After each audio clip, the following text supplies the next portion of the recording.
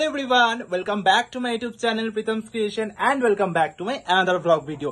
So কেমন আছো তোমরা? আশা করছি তোমরা অনেক ভালো আছো এবং অনেক সুস্থ আছো। সো আমি অনেকদিন পর আবার এই ধামাকেদার এক্সাইটমেন্ট নিয়ে আবার ব্লগ ভিডিও করা শুরু করে দিয়েছি।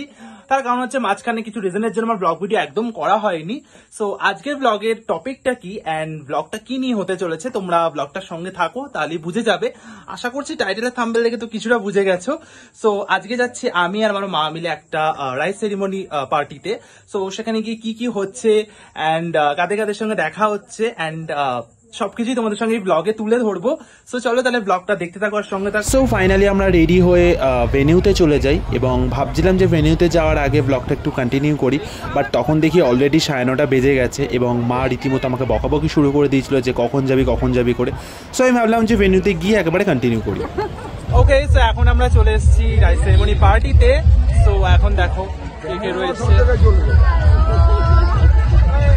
সো ব্লগ কন্টিনিউ করবো এন্ড খাওয়া দাওয়া হয়ে গেছে, তারপরে ভাবলাম যে ব্লগটা কন্টিনিউ করি। তো আচ্ছা, আমাদের আজকে পড়া ছিল, বাট আমরা পড়া কামাই করে এখন রাইস সেরিমনি পার্টিতে এসেছি।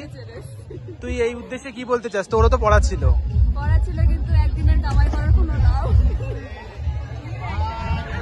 ও গড, সব পড়ে গেছে। ওকে, চলো চলো চলো।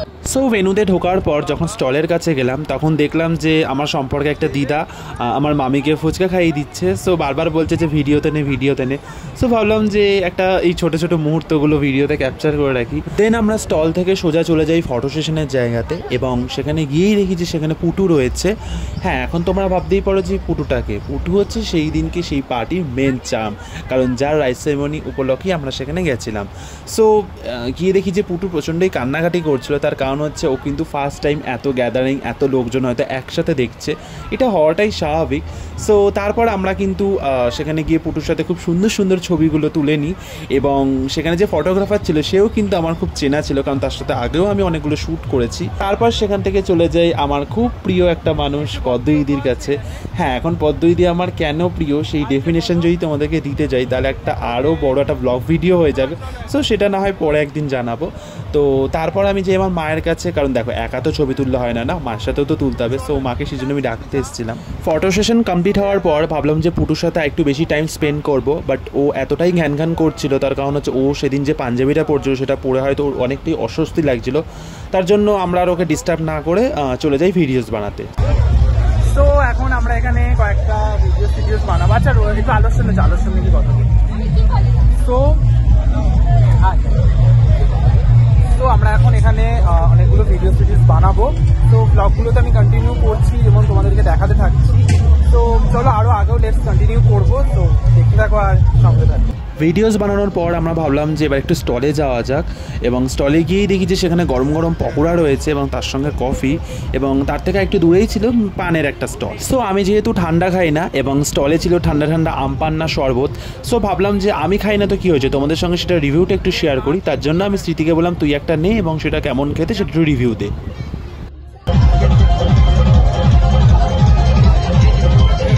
এই স্মৃতি বললো যে না আমি আমপান্না খাবো না, খেতে ভালোটা পুরা গ্লাস ফাঁকা কর দিয়া একদম, তাই না? আচ্ছা লাগা না? দেখো ঠান্ডা খাই না তো কি হয়েছে, তবে ফুচকা তো ডেফিনেটলি খাই, তাই না? সো আমি সোজা চলে যাই ফুচকা স্টলে এবং ফুচকাগুলো ট্রাই করে ফেলি। তবে বিশ্বাস করো ফুচকাগুলো কিন্তু দারুণ ছিল। তো এখন প্রচন্ড গান চলছে, আমি জানি না আমার আওয়াজটা তোমরা শুনতে পাচ্ছ কিনা, বাট অনেকক্ষণ ধরে তো ঘোরাঘুরি করছি। এখানে একটা ফটো তোলার সেশন করেছি, একটু দেখাই তোমাদেরকে। সো এই পুরো পার্টির মধ্যে আমার এই জায়গাটা সবচেয়ে প্রিয় ছিল। তার কারণ হচ্ছে এটা যেহেতু একটা সাইড বেসে করেছিল, মানে গ্যাদারিংটা ছিল একটু সামনের দিকে, বাট এই যে রাইস সেরিমনির থিমে যে একটা ফটো সেশন করার জায়গা করেছিল এটা ছিল একদম সাইডে। সো সেখানে গিয়ে আমি অনেক দারুণ দারুণ ফটোস তুলি। হ্যালো করো। ও মুখ থেকে রয়েছে কেন? ও মুখটাকে খোল। ওকে চলো। সো পার্টিতে অনেকক্ষণ ধরে ঘোরাঘুরি করার পর আমরা কিন্তু খেতে বসে গেছিলাম। এবার চলো তোমাদের সঙ্গে শেয়ার করা যাক যে সেদিনকে মেনুতে কী কী ছিল। তো সবার প্রথমেই আমাদেরকে দিয়ে দেয় পানির পাসিন্দা, স্যালাড এবং সস। তো পানির পাসিন্দাটা কিন্তু আমার বেশ ভালো লেগেছিল। তারপরেই চলে আসে গরম গরম রাধাবল্লভী এবং চানা মশলা। রাধাবল্লভী বা চানা মশলা শেষ করতে না করতেই দিয়ে দেয় ভাত এবং তারপরেই দিয়ে দেয় দই কাতলা। দই কাতলাটা অবশ্য আমি ক্যাপচার করতে পারিনি। সো তারপরেই চলে আসে কিন্তু গরম গরম লাল লাল ঝাল ঝাল চিকেন। পরে অবশ্য বাসন্তী পোলাও ছিল, তবে আমি সেটা খাইনি। তারপর চাটনি, পাঁপড়, মিষ্টি এবং লাস্টে কালাকাঁদ। তো ভাবলাম যে এখানে এসে একটু ছবি তুলবো, বাট এই মহারানী এখানে বসে এখন কি বলবো, পোজ মারতে বসে গেছিস নাকি? কে ছবি তুলে দেবে তোকে? তুলে একটাও দিচ্ছিস না। ফটোগ্রাফার চলে গেছে। কি বলতে চাস? ও, তোমাদের কাছে একটা কথা বলাই হয়নি যে এখানে ফটোগ্রাফার ছিল, সে আমাদের খুব খুব খুব চেনা। অ্যান্ড তার সাথে আমি অনেকবারই শুট করেছি, বাট রিয়া কভার করেছি শুট তুই 3 বার না। আর এসে ফটোগ্রাফার কি বলছিল তোকে একটু বল, আমাদের ব্লগে একটু শেয়ার কর না। তুই একটু জাস্ট ওই লাইনটা বল, মানে ধর আমি ফটোগ্রাফার, আমি তোকে দেখে সাডেনলি কিরকম রিয়াকশন দিয়েছিলাম, মানে অ্যাজ আ ফটোগ্রাফার কি বলছিস? আরে তুমি এখানে তুমি অষ্টমীলোক করেছিস না, সত্যি কথা বলতে যে ফটোগ্রাফার ছিল সে আমাকেও চিনেছে ডেফিনেটলি দেখে, অ্যান্ড ওকে তো আরো বেশি চিনেছে, কারণ তো ওর ফটো একদম ফটোগ্রাফারের গ্যালারিতে পুরো ভরা। সব ব্লগে দেবো আমি, সব একটা জিনিসও কাটবো না, দেখবি না দেখ। আচ্ছা, ভালো কথা, লাইফ সেভেন পার্টিটা কার এবার তোমাদেরকে একটু রিভিউ করি। সেটা হচ্ছে আমার সম্পর্কে মামা হয়, মামার ছেলের অ্যান্ড ওর দাদার ছেলের, তাই তো? তো এই যে নামটা দেখতেই পাচ্ছ, একটু দেখিয়ে দিই কি নামটা কি? দিব্যাংশ। আচ্ছা, দিব্যাংশ। ও, ফটোটা তোমাদেরকে একটু দেখাই।